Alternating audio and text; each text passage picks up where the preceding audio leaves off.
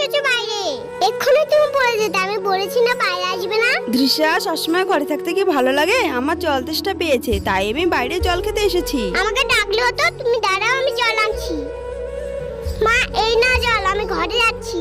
কাপড় গুছিয়ে রাখতে হবে। তুমি বাইরে দাঁড়িয়ে থাকবে না, ঘরে যাও।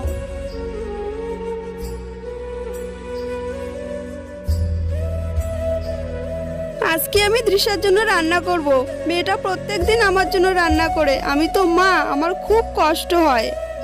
মা, তুমি ভুলে গেছো? তুমি চোখে দেখতে পাও না? আমি জানি তুমি রান্না করতে যাচ্ছ। যদি কোনো বিপদ হয়ে যায় তখন কি হবে?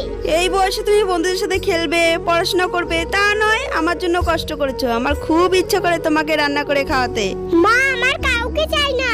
তুমি আমার পাশে থেকো, তাহলেই হবে। আমি বড় হয়ে তোমাকে ডাক্তার দেখাবো, তোমার চোখ ঠিক হয়ে যাবে।